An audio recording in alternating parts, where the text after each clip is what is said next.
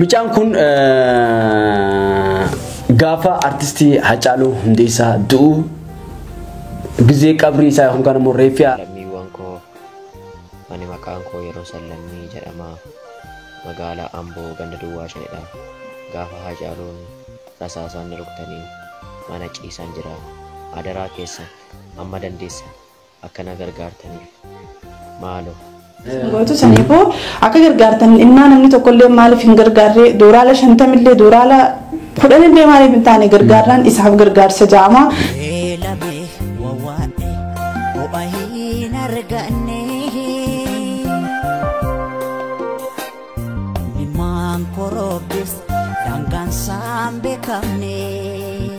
Jira jirtu kabajamtootaa fi hordoftoota keenyaa kan isin daawwachaa jirtan YNA Oro Tubida YNA Oro subscribe like share godhu bikka diimtuu san tokko hin raanfatanii isiniin ja'a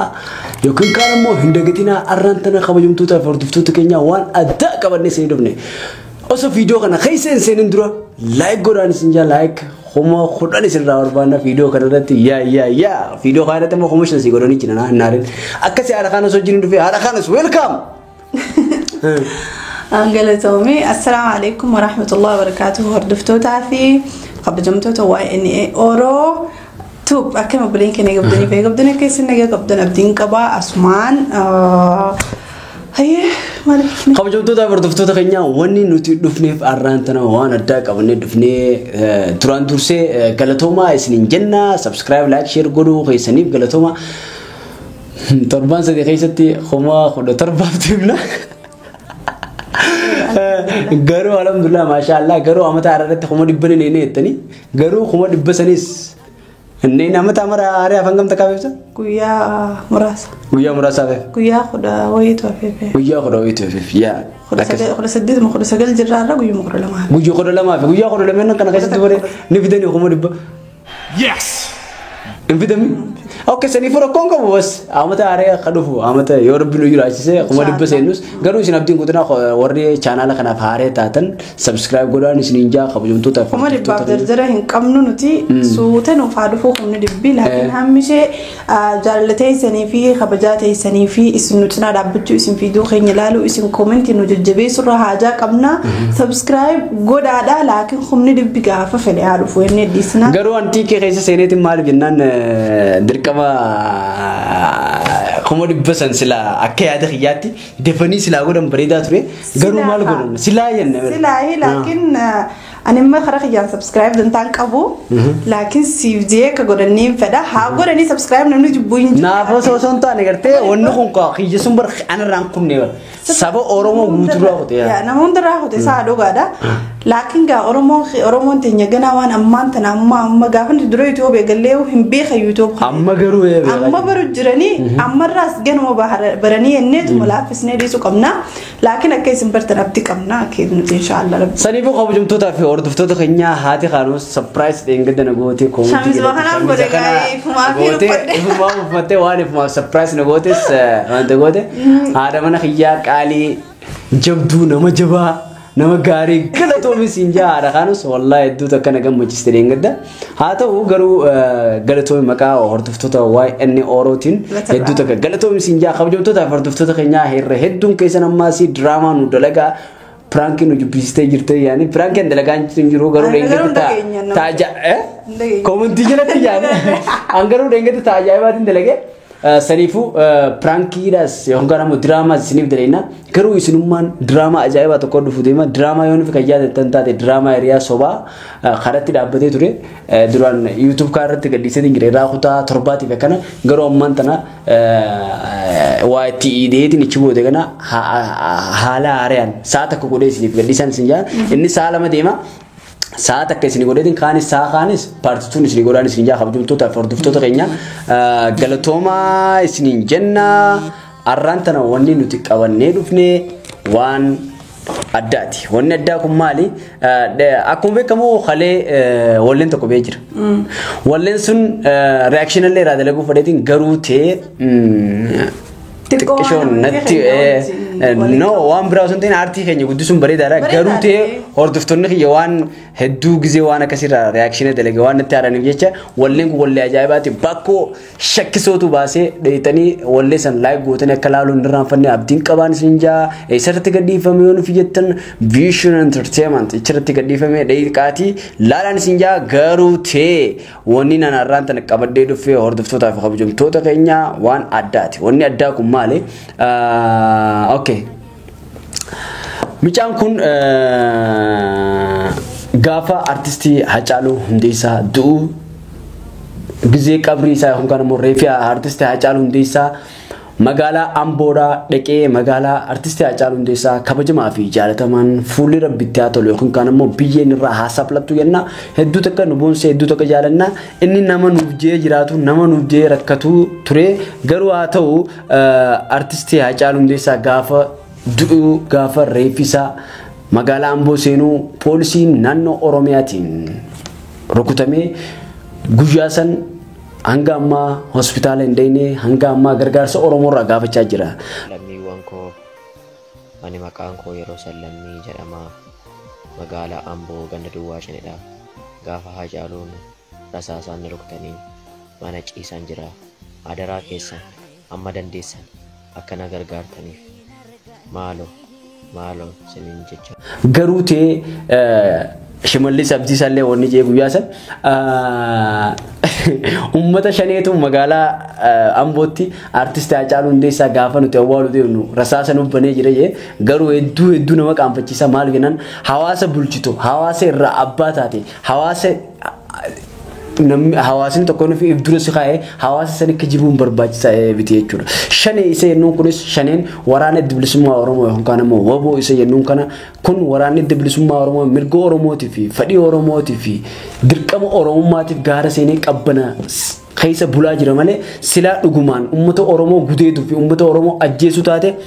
isin hojii kiiloo 4 keessa taa'ee uummata Oromoo fitaa jechuudha. Saniifu waboon uummata Oromoo fixuufis hin beekamtu akka amma durallee gaafa bara 1992 gaafa waraanni bilisummaa Oromoo biyya deebi'u istaayiluma yookaan immoo istaayiluma kana fayyadamtanii mootummaan oppidiyoodhaa kan duraan turte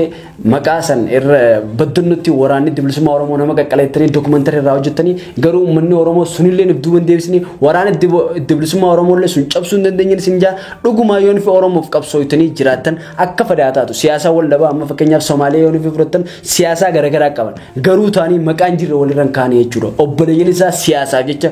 barcuma teessoodhaaf jecha obboleessi isaan jibboodha jechuudha amata shananan isaa fixateeti baa fakkeenyaaf Somaalilaandii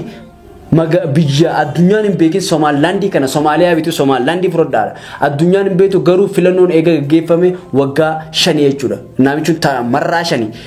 amata 22 yookaan ammoo amata 25 eega biitii isaanii bilisoomte Soomaaliyaa jalaa kan kutamte jechuudha garuu karaa nagayaatiin biyya gaggeessan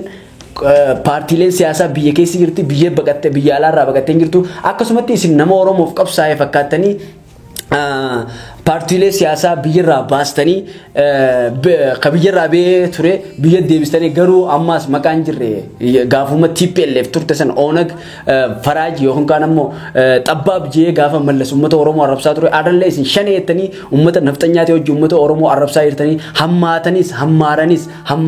namuma keetutu siif faayidaa qaba yookaan ammoo siif toltuu qaba jechuudha uummanni Oromoodhaa gaafa isin oppiidiyoo hojii nama fixaa turtan isin miseensa oppiidiyoo turtanii garuu uummanni kun arraan tana dhiifamu nu gaafatee jeetiin Lammaa Magarsaa gaafa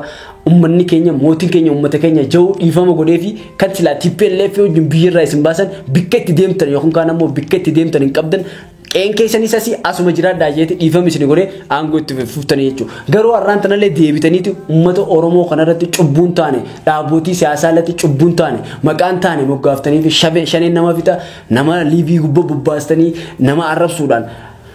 kun ta'uu qabu jechuudha akka feeti waan fitaate an TPLF irra Abiy Ahmed turanaa jira. Sababni isaa Oromoo waan ta'eef jecha akka fedhetti ana gabruus akka fedhe waan fedhe ana godhu gamanumaan dhaabboti siyaasaa illee dhaamsa kanaan qaba. Akka fedhe oni fitee TPLF fi yookaan kana uummata Habashootaa sanirra Abiy Ahmed ture jira. Garuu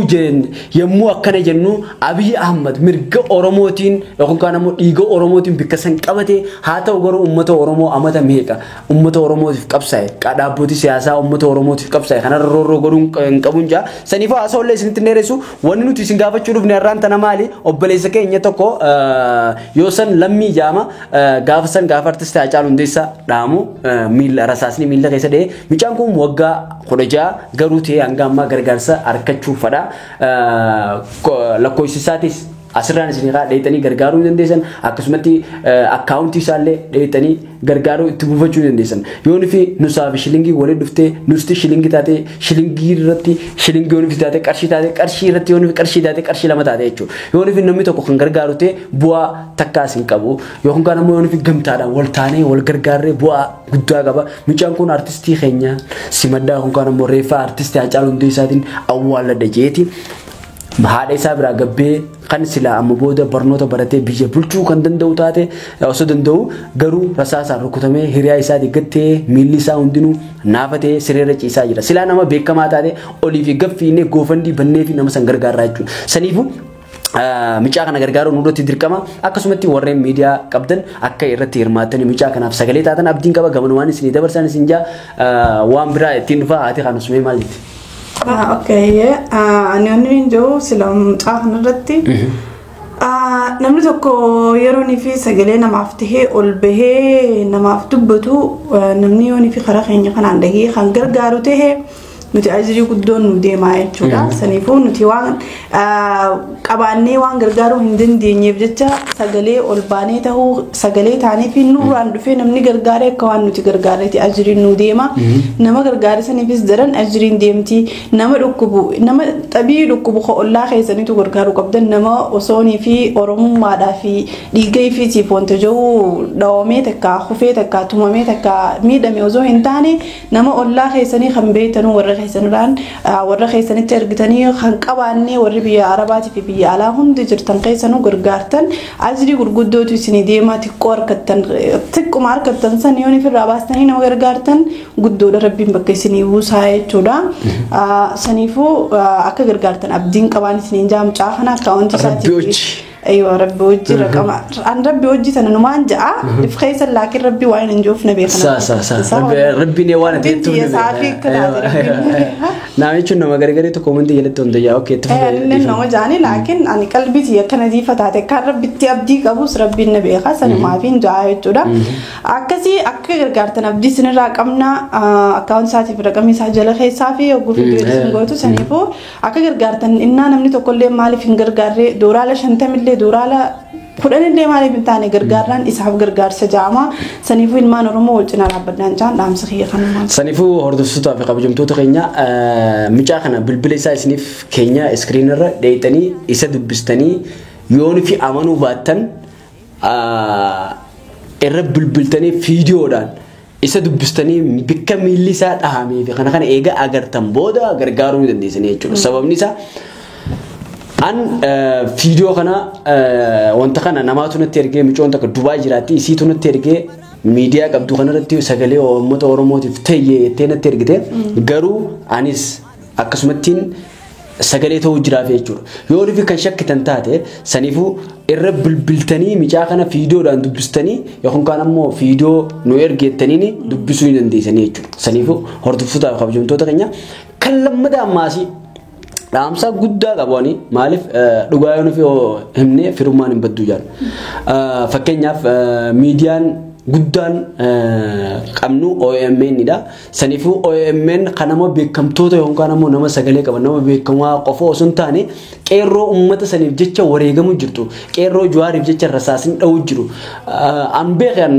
dhugumaan hima an dhuguma dubbaddeetumaan namayyuu ana jibba jechuudha qeerroo Jawaariif jecha qeerroo namaaf jecha qeerroo fakkeenyaaf Haacaaluu Hundeessaatiif jecha dhaamte kana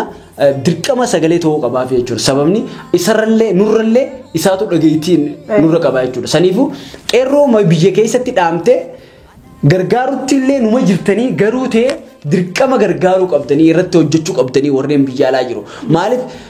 ajandaa as baaftanii ajandaa sanarraa dubbachuu osoo hin taane namni duraan dursee sabaaf kan qabsaa'u yoon fi irreen isaa jabaatte yoon fi humniti isaa jabaatte jechuudha. Yoon fi beela hoggusadirraa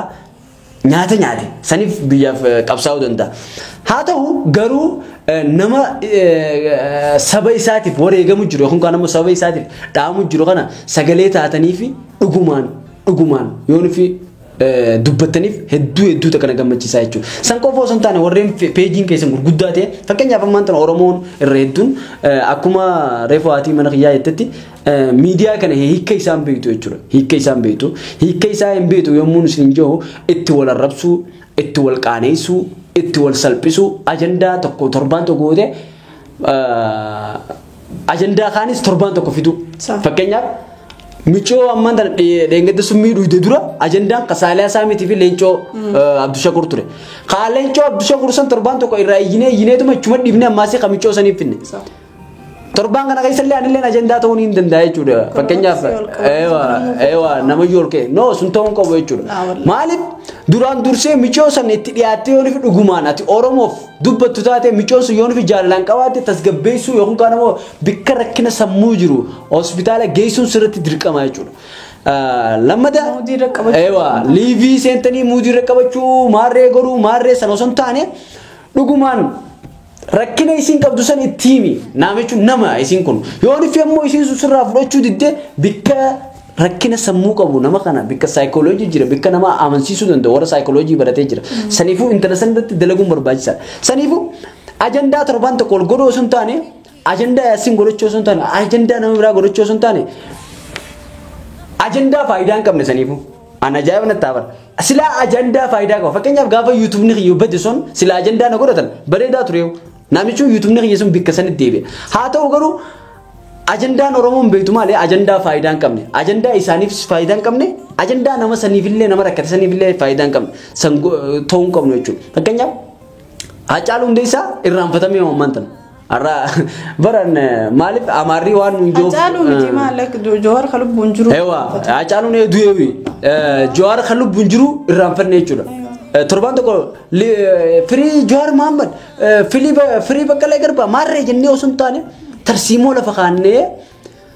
hayyoota keenya dhiyaannee hayyoonni keenya tarsiimoo inni nu kaa'e san hin deemuu nurratti dirqama jechuudha. Isinirra beekee osoo hin taane kana Amaarri maal jechuu ture? Talbaa bichaachaa baandi buqqachaa jechuudha. Qoonxalyoonni fi ol faffacees toomaa tokkoon gad deebisnaa jechi isaan jeesan dhugoomsuu hin qabdan jechuudha. Jowaar Mahammad waa'ee dura dhugoomsuu jirtanii saniifuu kana jirra anillee keessumaan jira kana isinirra wanta ta'e osoo hin taane saniifuu tarsiimoo lafa kaatanii warreen biyya alaa jirtanis akka ganda keessanitti ijoollee yoon fi hiriira baate akka ganda keessanitti gargaaruun isin dirqama akka ganda keessan waan biraa kan dadhabde yoon fi taate akka ganda keessanitti fakkeenyaaf bishaan tokko yommuu madda ganda kanarraa madda deebi'eeti garbata jechuudha. Eega garbatee booda haroota saniifuu yoon fi kan dadhabdan taate akka nama ganda keessanitti ganda keessanii beekte warreen biyya alaa jirtan nama ganda keessanii yoon fi kan dhaamu taate nama ganda keessanii gargaaru abalus nama ganda isaa gargaaru yoon fi kan gargaartan taate qeerroon abdii murtee ibduu bandeebitu mee ammaan tana micaa kana haati isaa hiyyeessa ilmaan hiyyeessaati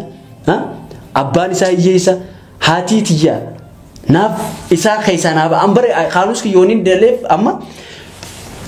namni abbaan kufee ilmoon keessaa baa jeetiin biyya Yaman kana keessatti rakkadhee isa kana dhalee booda isa kanaan keessaa bahuudhaaf guddisee barsiisuu jira jechuudha. Inni kun har'aan tan yoon fi deemee kan wareegamu yookaan ammoo kan uummata Oromootiif kofu taate ani hiyyeessaa kun yoon fi uummanni Oromoo na bira hin dhaabbanne bu'aani booda ammoo booda ilma kiyya gabbaasee deemiti hiriira ba'eef jiruun hin qabu jechuudha. Maaliif hin jaa jechuudha. Saniifuu haa ta'u bilisummaa wajjuma qabna garuu ta'e akkuma irra walirra jirru yoon fi wal gargaarree ilmaan hiyyeessaa kan rasaasaan dhaamu yoon fi kan gargaarru taate dirqama keenya jechuudha. Isaan sagaleen nuuf ta'an humni isaanii cabte nuti yoo maaliin ta'uu dandeenya qabna waan dandeenyuun godhuu qabna jechuudha. Saniifuu kanumaan isin jaa yoon fi dogongora qabaannes yoon fi haasoo kana keessatti kan dogongorre taates dhiifama nu godhaa nu ofolchaa beekumsuma keenyaa ta'uu kana hanguma beeknuu ta'uu kana nama ijoo hanguma beeku dubbataa jechuudha. fuuluma qabuuni an bareedaaf jee daawwitii dura dhaabbata. Saniifuu beekumsuma keenyaatu hanganaa'e kana dubbanne sabummanni waan akka maasa'u jira jettanillee nutti hin kofalinaa. Nuti beekumsuma keenyaatu akkana. Saniifuu ammallee irra deddeebi'eetiin isiniif hima warreen OMN akkuma reefuu Oromoo miidiyaa hiika miidiyaan beetu jetti fakkeenyaaf BBC Somaaliyaa maanta yoon fi YouTube tokko dura haaktee yoon fi YouTube tokko waan bareedu dalagee dheqeetee haasoyisaa jechuudha. Wallahi hatta ijoollee TikTok irra beekamtuuti miidiyaa irra fidanii haasoyisan Somaaliyaan nuti yoo san maal godhuu danda'amne fakkeenyaaf qabsoon karaa tokko qofaa miti qabsoon gama aartiitiinis dirqama qabsoon karaa entertainment karaa bashannanaatiinis dirqama saniifuu oduu fi kana qofa osoo hin taane karaa hedduudhaan godhuun irratti dirqamaan isin jaa OMNs waan akkanaa kanarratti dalaguu qaba akkasumatti OMN qofa osoo hin taane ONN hedduu miidiyaa hedduu qabna saniifuu kana godhuun irratti dirqamaan isin jaa kabajamtootaa fi hordoftoota keenyaa yoonii fi kan kalata qabnu taate dhiifamuu godhaa haadha mana kiyyaa surprise namootaf irra deebi'ee galatoomii maqaa hordoftoota fi kabajamtoota waa'ee noorootiin galatoomii siin jaa. Awwaata. Saniifuu akka gargaartan abdiin qaba hanga viidiyoo biraa wal agarrutti assalaamu alaikum wa rahmatullahi wa barakaatuh.